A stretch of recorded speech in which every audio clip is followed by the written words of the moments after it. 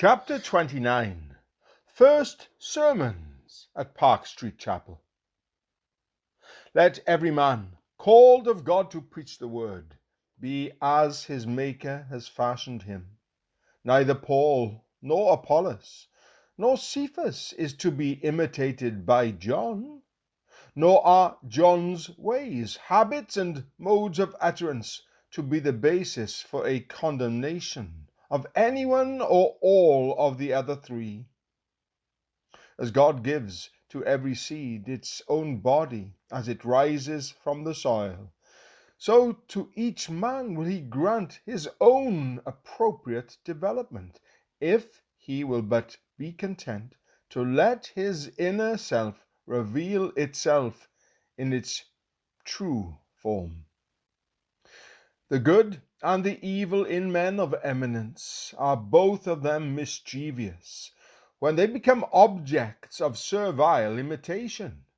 The good, when slavishly copied, is exaggerated into formality, and the evil becomes wholly intolerable. If each teacher of others went himself to the school of our one only Master, 1,000 errors might be avoided. Charles Haddon Spurgeon. The text of Mr. Spurgeon's first sermon in London has long been well known, but until now there does not appear to have been any printed record of the opening discourse in that marvelous metropolitan ministry which was destined to exercise such a mighty influence not only throughout London and the United Kingdom, but unto the utmost part of the earth.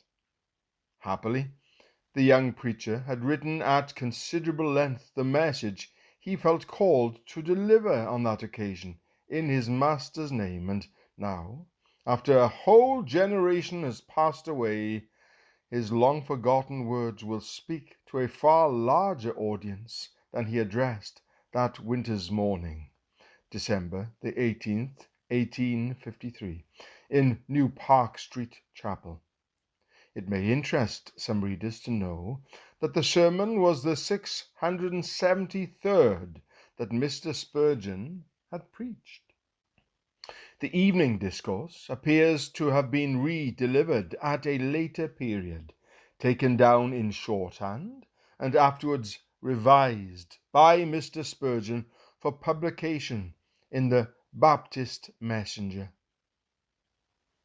Morning Sermon. The Father of light. Every good gift and every perfect gift is from above, and cometh down from the Father of lights, with whom is no variableness, neither shadow of turning.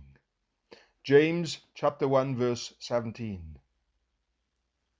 Some sciences and subject of study are to us inexhaustible.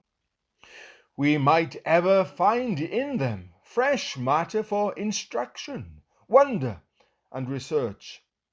If we were to descend into the depths of the earth with a geologist and bring up the skeletons of extinct monsters, and note the signs of great convulsions, and study the old and new formations of strata, or if we were to soar aloft with the astronomer and attempt to measure the heavens and count the stars, we should ever be lost in the new discoveries which we should make.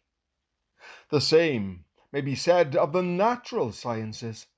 Whatever the subject of his study may be, it does not seem possible that man should ever be able to say, I have nothing more to learn. I am master of all. But should it one day happen that our race has so progressed in knowledge and become so well informed as to leave nothing unknown, should nature be stripped of all her mystery, and the heavens, the sea, and the earth be all perfectly understood, there will yet remain one subject upon which the sons of men may meditate, dispute, and ponder, but it shall still be unknown. That subject is God, of whom, with humble reverence, I am now to speak.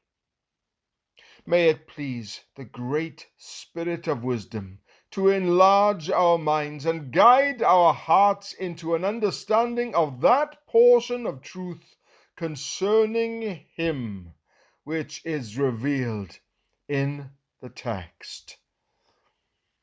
We have here, firstly, a majestic figure. Secondly, a glorious attribute. Thirdly, a grateful acknowledgement. Firstly, a majestic figure.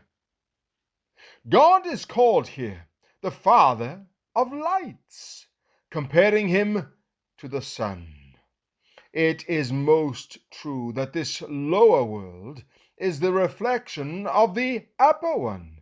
In it, once the face of God might have been seen as on some glassy lake. But sin has ruffled the surface of the waters, so that the portrait is broken and presented only in pieces. Yet there are the pieces, the wrecks of the picture, and we will not throw them aside. Let us lift up our eyes on high and behold the only object which is worthy to be called an emblem of deity. We think we can see several ideas couched in the figure used in our text by the apostle. Number 1, independence or self-existence. God is the only self-existent being.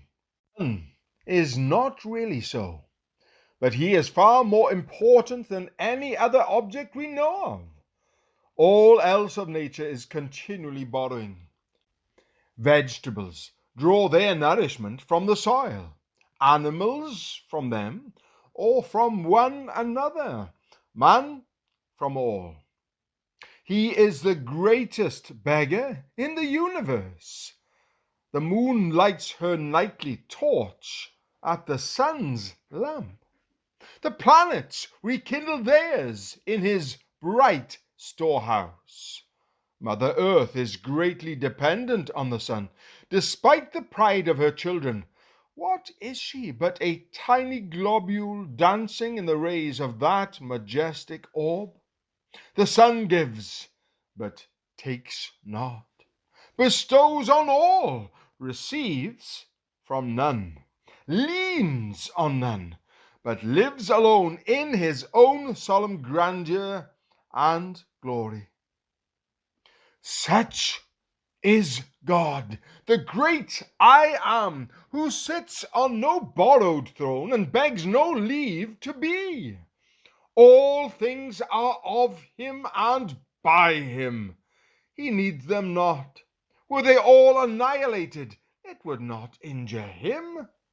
He could exist as he has from eternity existed alone.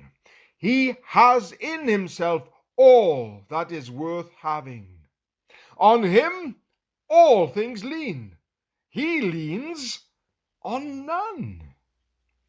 But we can scarcely speak of him who, light himself, in uncreated light, invested deep, dwells awfully retired from mortal eye or angel's pure ken, whose single smile has, from the first of time, filled overflowing all those lamps of heaven that beam forever through the boundless sky. But should he hide his face, the astonished sun and all the extinguished stars would loosening reel wide their spheres, and chaos come again.